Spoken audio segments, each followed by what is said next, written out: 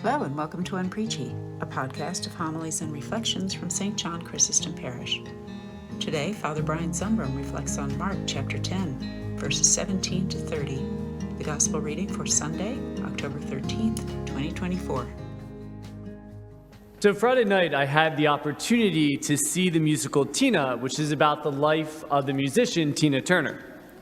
Now, full disclosure, I actually didn't know anything about Tina prior to the show.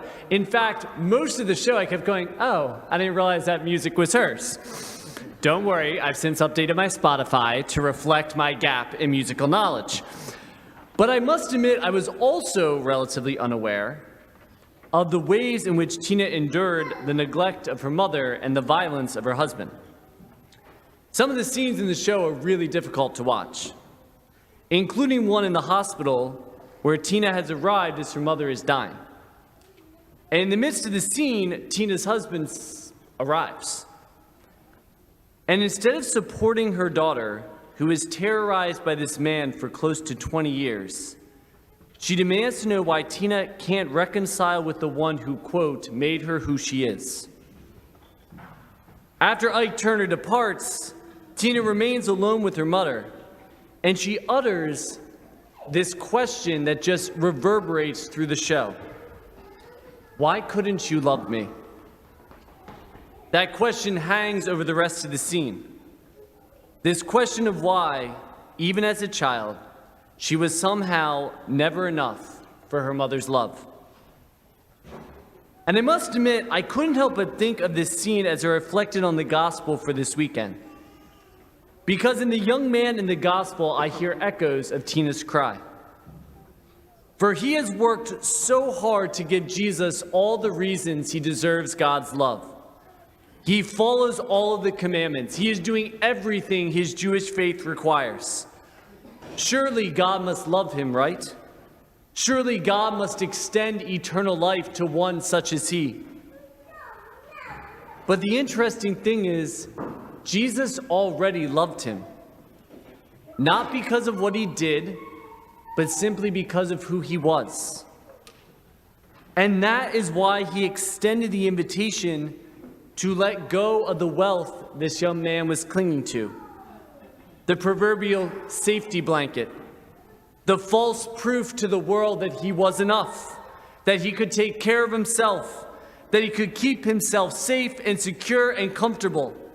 To give up this wealth that was seemingly giving proof to the great seductive lie, which is that wealth must be a sign of God's favor, that he was doing something right. But it is only in letting go of the wealth that he could actually trust in the love of a God that was already embracing him. The God who would be enough for him, and the God who knew that the young man was already enough. My friends, I think in many ways it is so easy for us to emulate the temptation of the young man, to try and earn this love, to try and protect ourselves from the possibilities that we will not be enough. It is what has us accumulating wealth and power, success and accolades, as if we can build the retaining walls high enough to keep us safe. It is what has us chasing after all those people we believe should love us. The romantic partners that are toxic, the friendships that are exploitative, the parents that are abusive. It's what has us scrupulously following all the rules, like a little kid waving their report card to prove their worth before God. And yet, Jesus still stands before us, loving us like he loved that young man, reminding us we're already enough, worthy of love and light and belonging, cherished and celebrated, reminding us that God's love is not something that can be bought or bargained for or earned. It's always there, the gentle beacon guiding us on this journey, the journey back home. May God be praised.